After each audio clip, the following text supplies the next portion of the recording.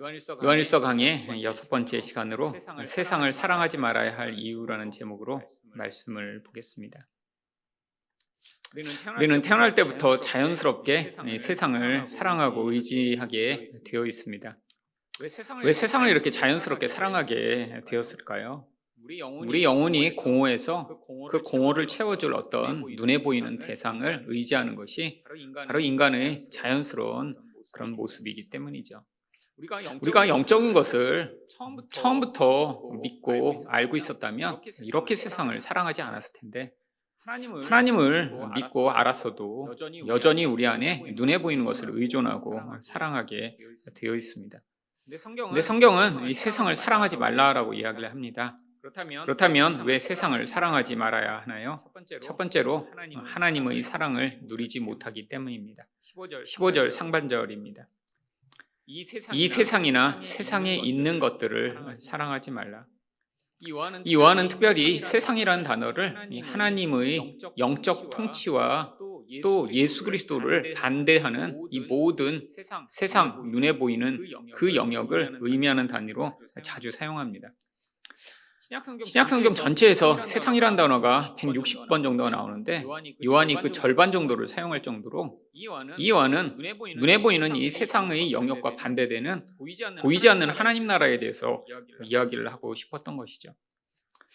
우리는 이 눈에 보이는 세상 속에 살아가기 때문에 자연스럽게 이 세상을 사랑하게 됩니다. 물론 예수를 안 믿을 때 세상을 사랑하는 것은 너무나 당연하죠.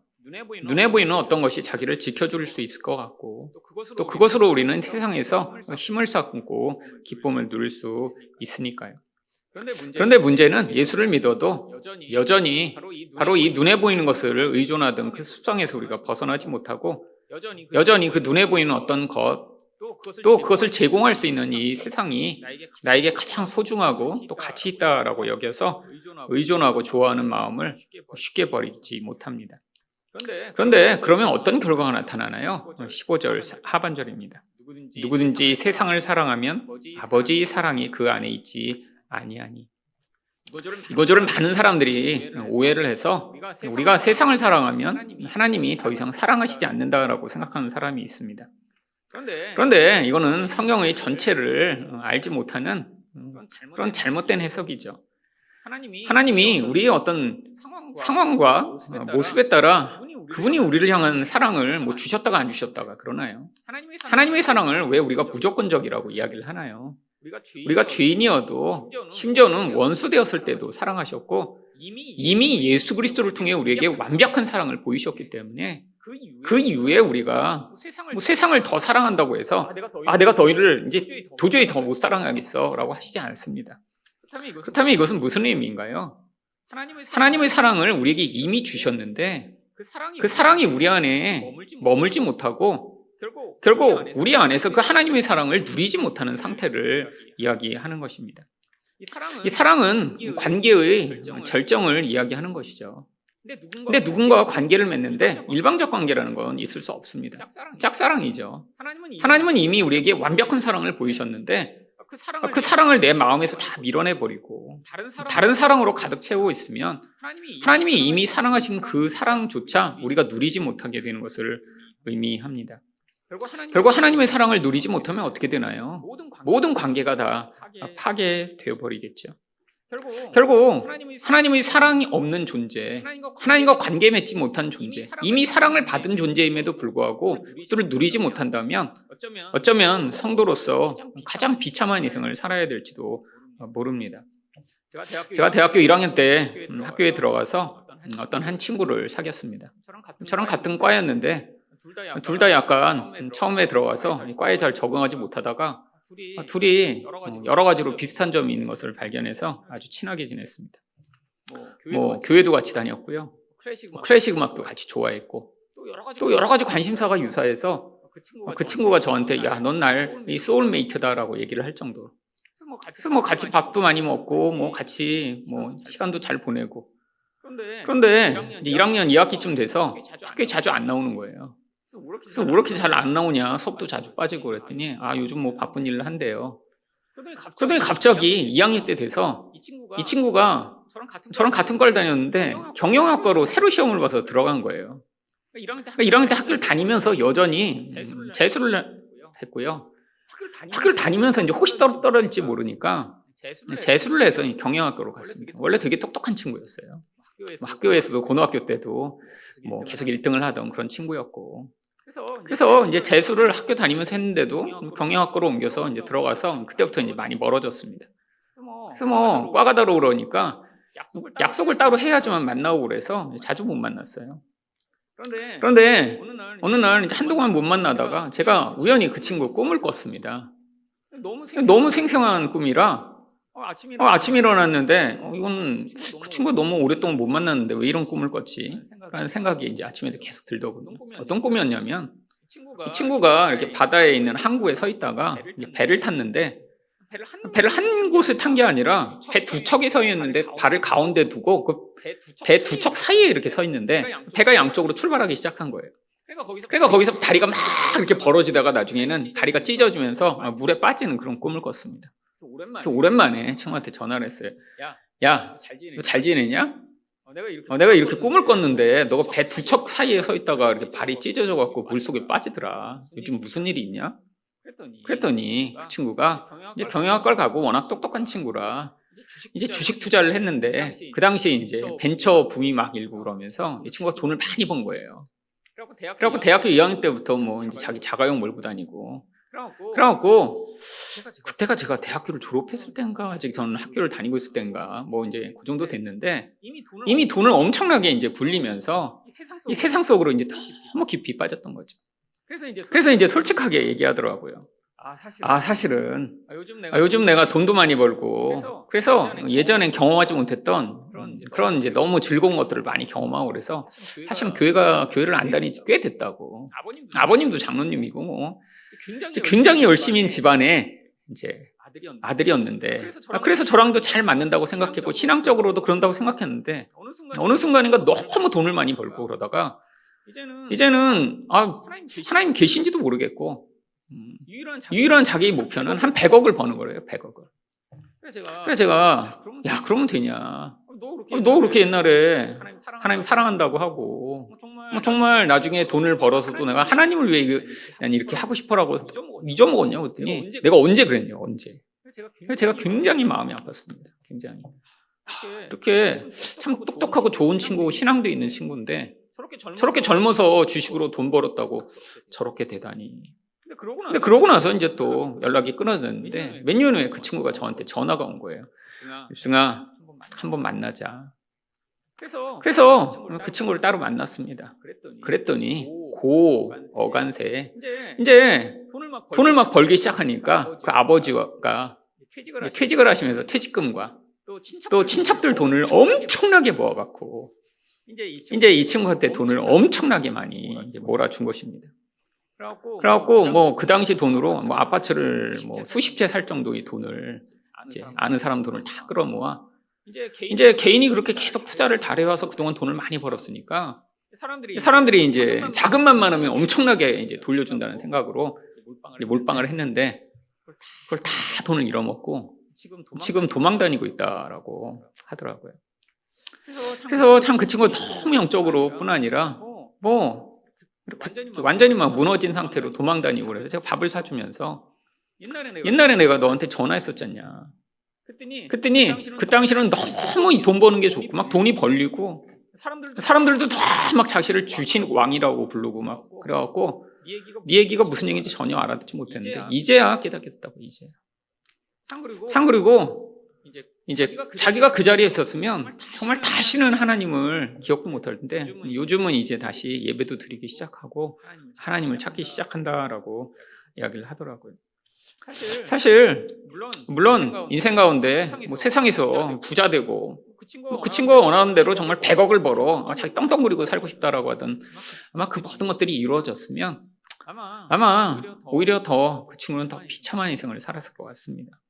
하나님과의 관계가 깨지니까 세상의 사랑이 더 점점 커지면서 마치 자기가 이야기한 것도 난 그런 얘기 한 적도 없어 라고 자기를 부인하는 그런 모습의 친구였는데 그리고 이 세상에 대한 사랑이 얼마나 비참하게 돌아오는지를 경험하고야 다시 돌아오게 되는 것이죠. 여러분, 이 세상에 대한 사랑은 결국 사람의 본질을 온전하게 붙잡아 줄 수 없기 때문에 반드시 결과가 나타나게 되어 있습니다. 그런데 이런 결과가 아니더라도 오늘 두 번째 이유인 하나님과의 관계가 파괴되는 더 비참한 결과가 어떻게 나타나냐면 바로 세상에 대한 우리가 사랑하지 말아야 할 두 번째 이유로 나타납니다. 세상은 일시적 욕망에 사로잡히게 만들기 때문입니다. 16절 말씀을 보겠습니다. 이는 세상에 있는 모든 것이 육신의 정욕과 안목의 정욕과 이생의 자랑이니 다 아버지께로부터 온 것이 아니요 세상으로부터 온 것이니라. 이 세상에 있는 모든 것이 결국 뭐라고요? 다 인간의 영적 공허를 채워줄 정욕을 추구하는 방식으로 이 세상이 다 돌아가고 그것으로 사람들을 유혹하기 때문이죠. 여기에 있는 육신의 정욕, 안목의 정욕, 이생의 자랑은 다 욕망이 되게 다양한 방식으로 표출되는데 사실 세상에 있는 모든 것이 이 카테고리들 안에 다 들어갑니다. 육신의 정욕이란 게 무엇인가요? 이 죄된 본성이 추구하는 무엇인가 더 갖고 싶고 더 먹고 싶고 더 하고 싶고 끊임없이 자기가 멈추지 못하고 끌려가는 그 모든 것들이에요. 안목의 정욕은 인간의 오감 가운데 이 눈이 가장 강력한 영향력을 미치기 때문에 눈으로 보는 것으로 자기 기쁨을 삼고자 하는 인간의 정욕을 얘기하죠. 이생의 자랑은 결국 자랑하고자 하는 이 죄성을 드러내는 영향력을 이야기합니다. 그래서 NIV 성경은 이렇게 번역하죠. The boasting of what he has and does. 자기가 가지고 있는 거나 아니면 자기가 할 수 있는 것을 자랑하는 것. 근데 이게 다 뭔가요? 내가 남보다 중요하고 의미 있는 존재라고 하는 것을 세상에서 뽐내고 싶어 하는 거죠. 근데 왜 그렇게 하고 싶나요? 하나님처럼 되고 싶은 죄성 때문이죠. 근데 이 모든 욕망을 추구하며 끊임없이 육신의 정욕, 안목의 정욕, 이생의 자랑을 추구하면 어떻게 되나요? 사실 그렇게 해서 만족이 되면 좋겠는데 어떤 것도 인간을 만족하게 할 수 없습니다. 이건 쾌락 적응의 원칙에 따라 모든 정욕을 만족시키고자 하는 이 육적인 것은 반드시 어느 한계에 도달하게 되어 있고요. 이전과 똑같은 정도의 자극으로는 더 이상 만족이 되지 않기 때문입니다. 이전에는 와 멋있다라고 했던 게 조금 지나면 너무나 익숙해지고 별것 아니에요. 저희가 올해 이사를 하면서 이제 식탁을 하나 이제 옛날 식탁이 이제 망가져서 살려고 가구점에 갔습니다. 그래서 이제 식탁을 보다가 보니까 식탁 위에 그림이 하나 이렇게 걸려 있는 거예요. 근데 평소에 그림을 집에 걸어놓지도 않았었고 그림에 대한 안목도 없는데 근데 그 그림이 되게 화려한 그림이 이렇게 있었어요. 그래갖고 야, 저 그림 너무 예쁜데? 근데 이렇게 화가가 그린 그런 그림이 아니라 그냥 누가 그린 걸 아크릴로 이렇게 뽑아내서 이렇게 화려하게 이렇게 뽑아낸 프린트물이 있죠. 그래서 그 가구점 사장님한테 물어봤어요. 저렇게 예쁜 그림은 어디서 사오셨어요? 보니까 그 가구점에 다 그림이 여러 개가 이렇게 걸려 있는 거예요. 그래서 저는 이제 거기 데코레이션 하려고 멋진 그림들을 이렇게 사다 놨구나 그랬더니 여기서 판매하는 거래요. 보니까 쇼파나 이런 거에 어울리는 그림을 거기다 놓고 같이 판매한대요. 보니까 딱 중국에서 이렇게 이제 갖고 온 그런 그림인 것 같아요. 근데 이제 그 그림이 이제 참 마음에 들었습니다.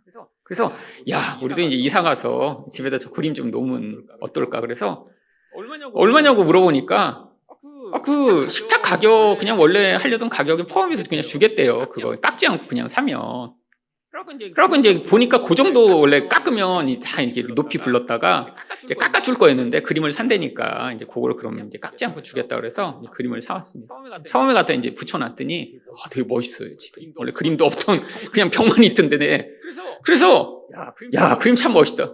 그런데 그거 한 몇 주 지났더니 그림이 거기 붙어 있는지 아무 느낌이 없는 거예요. 그래서 그림이 저기 있지. 그래서 이제 그때야 생각이 났어요. 그래서 사람들이 이렇게 구독하는 그림을 갖다 이렇게 붙이는 거구나. 아니 저거 붙여놨으니 그거 어디다 버릴 수도 없고 그거 바꿀 수도 없고 그냥 앞으로 거기 계속 붙어 있는 거 아니에요. 뭐가 그게 계속 자극이 되고 새로워야 되는데 처음엔 되게 멋있었는데 보니까 그때 딴 그림을 살 걸. 딴 그림을 할 걸. 딴 그림들이 자꾸 생각나는 거예요. 이게 너무 익숙해져 버린 거죠. 근데 모든 게 그렇죠. 보니까 이런 사람의 이 쾌락 적응을 다 요즘 돈벌이로 해서 구독을 하더라고요. 보니까 그림도 이렇게 뭐 한 달에 몇만 원을 내면 뭐 한 달에 한 장씩 이렇게 그림을 보내준대요. 그래갖고 이렇게 갈아서 매달 끼울 수 있게. 사실 사람은 똑같은 걸 보면 금방 실증납니다. 이게 인간의 한계죠. 그러니까 어떻게 돼요? 더 자극적이어야 되고요. 더 강렬해야 되고요. 더 재밌어야 되고요. 근데 그게 뭘 갖고 오나요? 공허감을 갖고 옵니다. 채워지지 않는데 허무해요. 그러고 이제는 근데 그런 자극이 오지 않으면 어떻게 되나요? 견딜 수 없기 때문에 중독에 빠지게 됩니다. 그런데 이 중독은 무엇을 가져오나요? 결국에 모든 관계를 다 파괴하죠. 아니, 이 관계의 파괴는 원래 영적인 결과입니다. 인간이 처음에 그냥 세상을 사랑하는 줄 알았어요. 뭔가 좋아하는 줄 알았어요. 그래서 점점 탐닉하게 되는데 나중에는 영적 결과인 이 관계의 파괴, 하나님과도 관계가 파괴될 뿐 아니라 자신과도 관계가 파괴돼 통제할 수 없고, 그리고 옆에 있는 사람들과도 다 관계가 파괴돼서 주변에 있는 모든 사람이 그 중독되는 한 사람 때문에 고통해야 되는 그런 자리까지 이르게 되는 경우도 얼마나 많이 있나요? 근데 그 이유가 바로 이 세상이 모든 영향력의 영적 근원에 마귀가 있기 때문입니다. 에베소 2장 2절과 3절을 보시면 그때 너희는 그 가운데 행하여 이 세상 풍조를 따르고 공중의 권세 잡은 자를 따랐으니 곧 지금 불순종의 아들들 가운데 역사하는 영이라. 전에는 우리도 다 그 가운데서 우리 육체의 욕심을 따라 지내며 육체와 마음이 원하는 것을 하여 다른 이들과 같이 본질상 진노의 자녀였거든. 인간이 원래 마귀에게 속한 죄 가운데 있을 때의 상태를 이 에베소 2장 2절과 3절은 이야기합니다. 근데 그 상태 세 가지가 무엇인가요? 세상 풍조를 따라요. 세상 사람들이 다 하는 대로 하는데, 그런데 이 세상 풍조를 누가 만들어내냐면 공중의 권세 잡은 자, 바로 마귀의 영향력을 따라 이 세상 모든 풍조, 모든 사람들이 살아가는 방식이 만들어졌다는 것입니다. 근데 이 모든 세상 풍조는 무엇을 위해 존재하고 있나요? 육체의 욕심을 따라 지내며 육체와 마음이 원하는 것을 하도록 이 세상 풍조가 만들어져 있다는 거죠. 결국 그 배후에 마귀가 있습니다. 왜 마귀는 이런 세상 풍조를 만들어낼까요? 여기에 살면 너는 더 정말 위대한 사람이 될 수 있어. 너는 이렇게 해야 성공할 거야. 세상에 이런 풍조들을 만드는 사람들이 다 달려가며 그렇게 살게 만들죠. 근데 왜요? 모든 관계를 파괴시키려고요. 중독되어 그 메어진 자리에서 벗어나지 못하는 인생을 살도록요. 결국에는 하나님을 믿는 성도라도 이런 세상에 깊이 빠져 세상에 사로잡혀 버리면 하나님에 대한 사랑이 완전히 다 마치 기억을 잃어버린 사람처럼 사라져 버리고 거기에서 점점 비참해져가는 자신을 스스로 통제할 수 없는 상황에 이르는 것이죠. 근데 왜 우리가 이 하나님의 사랑을 이렇게 우리 마음 가운데 채우며 그것을 따라 살도록 요구하는 것일까요? 17절 말씀입니다. 이 세상도 그 정욕도 지나가되 오직 하나님의 뜻을 행하는 자는 영원히 거하느니라. 바로 영적 관점이 있어야지만 된다는 거예요. 여러분, 이 세상 정욕 긴 것 같아도 금방입니다. 다 사라져 버립니다. 하나님의 시각에서는 이건 정말 순간적인 거고 하루 같은 거예요. 근데 우리는 지금 살고 있기 때문에 이게 영원한 것 같지만 정말 금방이죠. 사실 돌아보면 정말 젊어서 이건 정말 좋아, 이건 중요해, 정말 내 인생을 바칠만 해라고 했던 것들이 나이가 들면 내가 왜 그때 그랬을까라는 것들이 얼마나 많나요? 시간이 금방 지나면 정말 순식간에 지나가 버립니다. 근데 하나님의 관점에서는 우리가 어떤 인생을 살기를 원하시는 거예요? 하나님의 뜻을 행하는 자가 되길 원하시는 거죠. 근데 요한복음에서 계속 이야기하듯 하나님의 뜻은 누구만 행할 수 있나요? 하나님을 사랑하는 자만 행할 수 있습니다. 사랑이라는 게 단순히 관계만을 맺어서 그냥 좋다라고 하는 연애 감정이 아니라 하나님을 온전히 의존하고 사랑하기 때문에 그분의 뜻을 행하고 싶은 열망으로 살아가게 되는, 근데 그게 어떻게 된다고요? 영원히 거하게 되는 바로 하나님 나라의 일들을 만들어낼 수 있기 때문이죠. 하나님은 이 땅에서 우리가 이 영원한 삶을 준비하기를 원하십니다. 무엇을 통해? 하나님을 더 사랑함으로 통해.